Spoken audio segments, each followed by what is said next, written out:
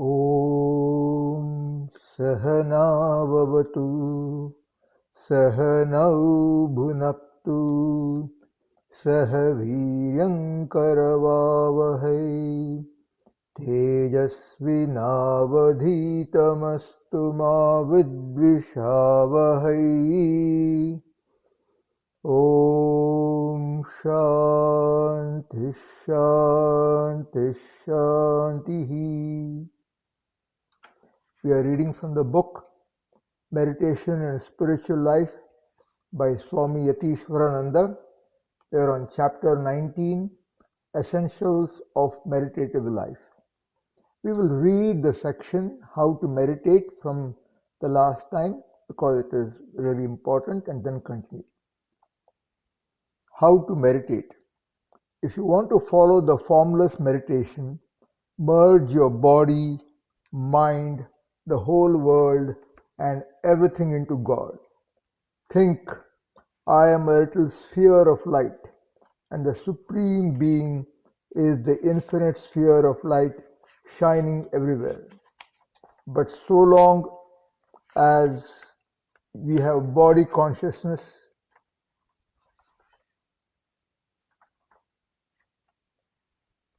and too much of the sense of personality, we cannot practice this type of meditation. In the Bhagavad Gita, in chapter 12, which is Bhakti Yoga, Bhagavan Sri Krishna talks about this in verse number 5. Kleshodhikatarastesham avyakta sakta chetasam avyakta higatar dukkhan dehavadbhiravapyate. So he's saying kleshodhikatarastesham avyakta sakta chetasam. The one who wants to meditate, get absorbed in the avyakta, which is the formless one, the path is difficult. Avyakta higatar dukkhan, and dehavat, the one who has extreme body consciousness, as all of us do, have difficulty in this path. Kleshodhikatarastesham. So,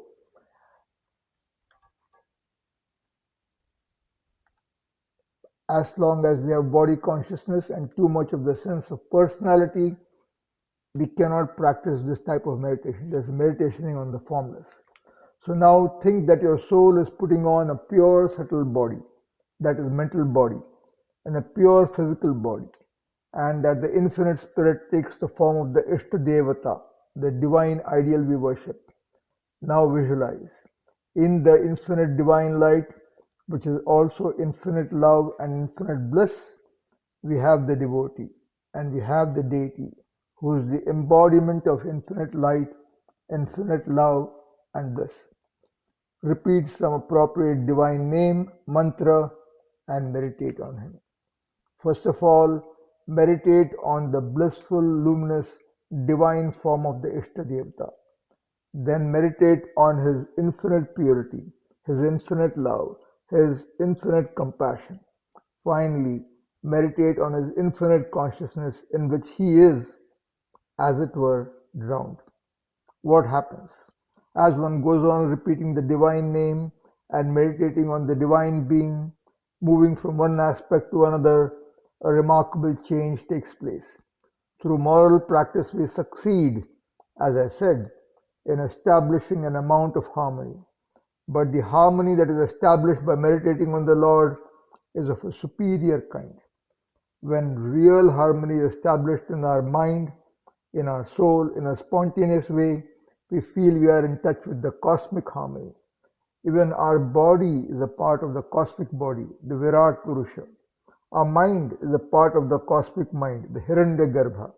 Our soul is a part of the cosmic spirit, the Ishvara. Many who practice spiritual discipline and meditation attain to this state of consciousness.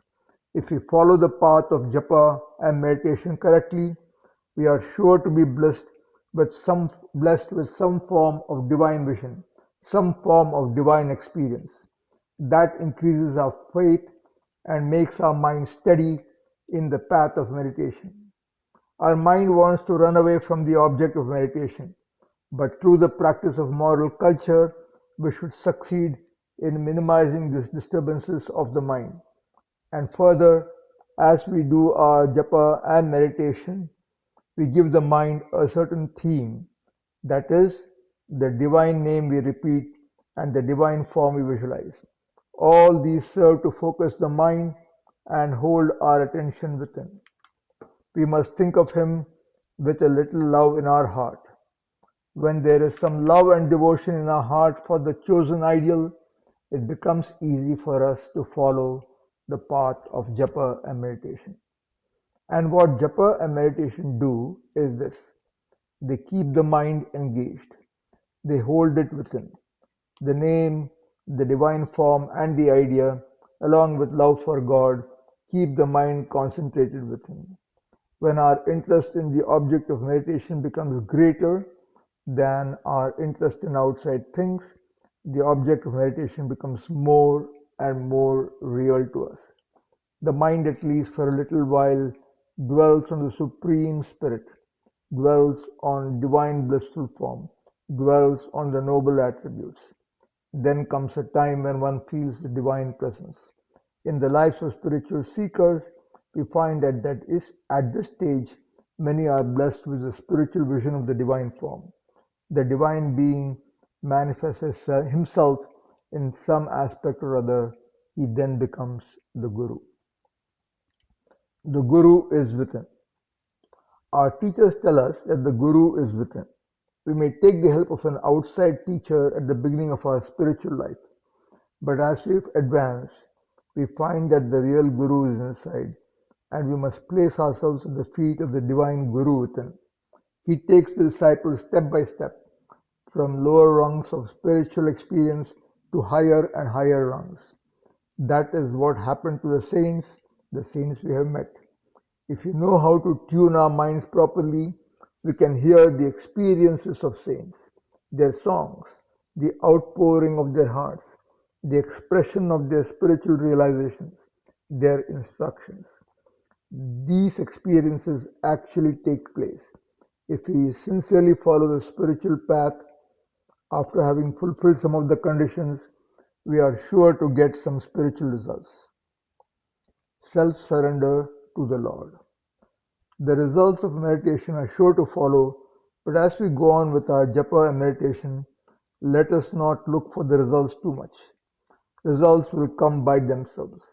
By being over anxious about the results, we will be forgetting to do our spiritual practice properly. And here comes the most important question of self-surrender. Patanjali, the yoga teacher, says, by sacrificing all to Ishvara comes samadhi.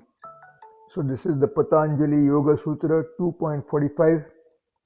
Samadhi siddhar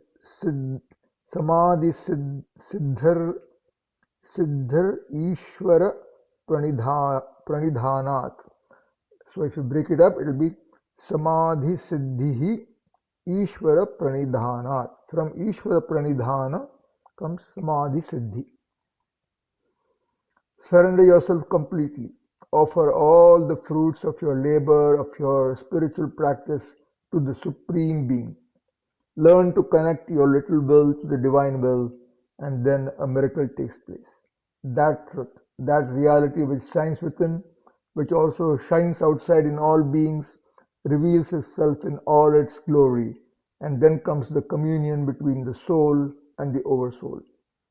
Swami Vivekananda has given us a definition of religion. It is the eternal relation between the eternal soul and the eternal God. This is from the complete works of Swami Vivekananda, published in 1964, volume 3, page 4. But in order to realize this, we have to practice various disciplines with single-minded devotion. Cultivate a definite attitude. Here comes a very important question of finding out where you stand. Find out with what attitude you have to approach the Supreme Being. Very few of us are competent to approach the Supreme Being as the soul of our souls. We are like children.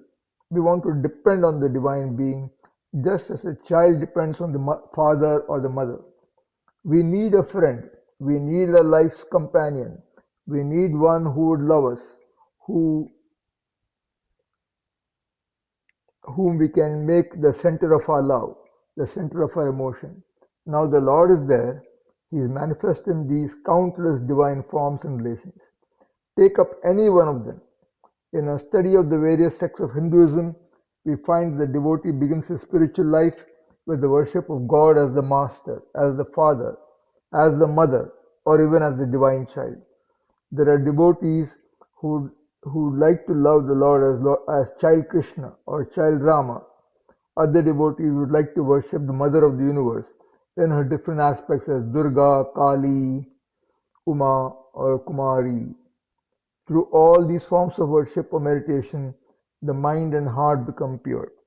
As has already been said, the purity that we attain through the practice of morals is not enough.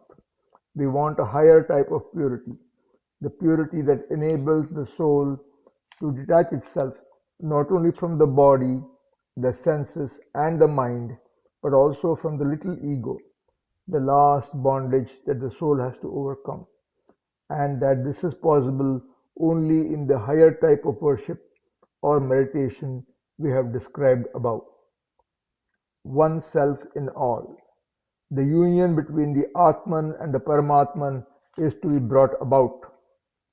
And as the Supreme Being, the Supreme Teacher, reveals His glory, the devotee realizes that the God he has been worshipping is not only inside but is also manifest in all.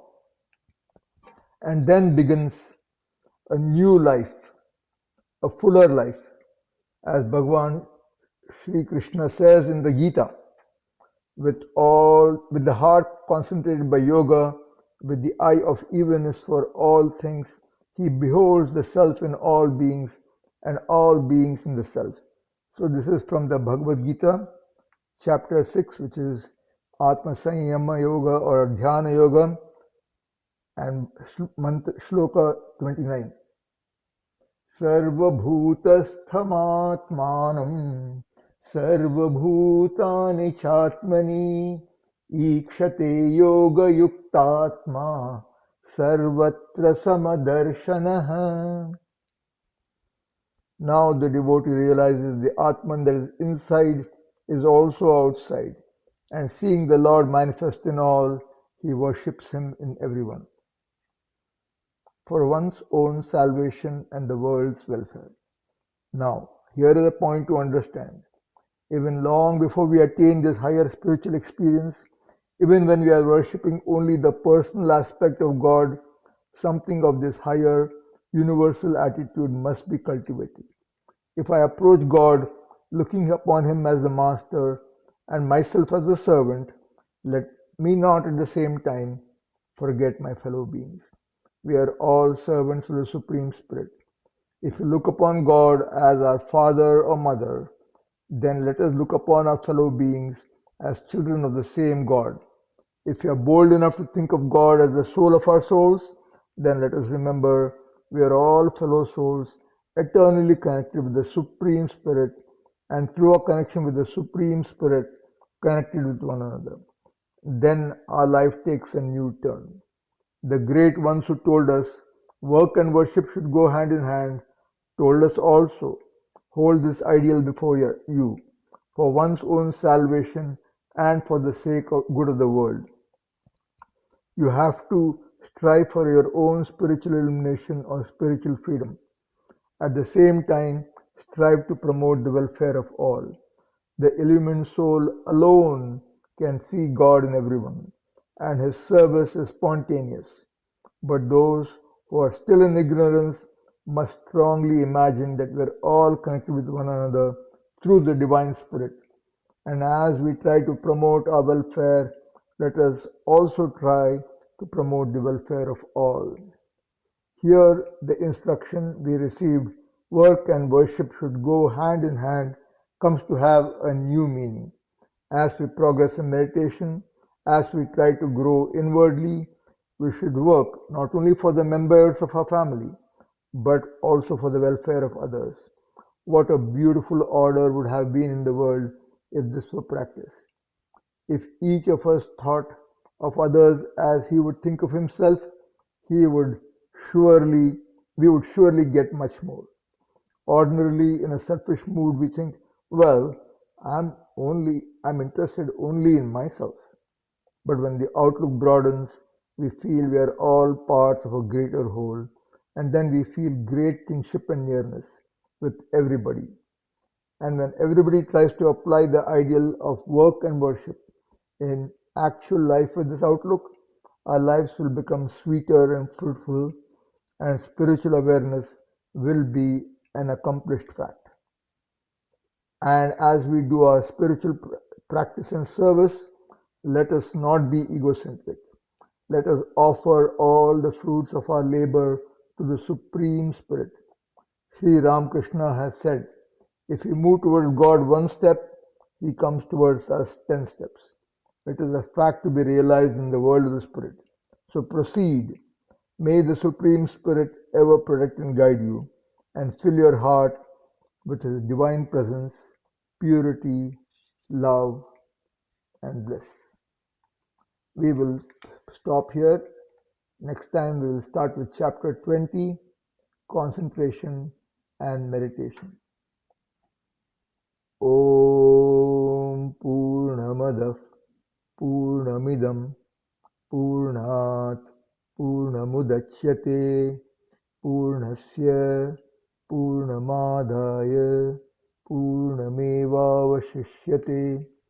Om Shanti Shanti Shanti. Harihi Om Shri Gurubhyo Namaha.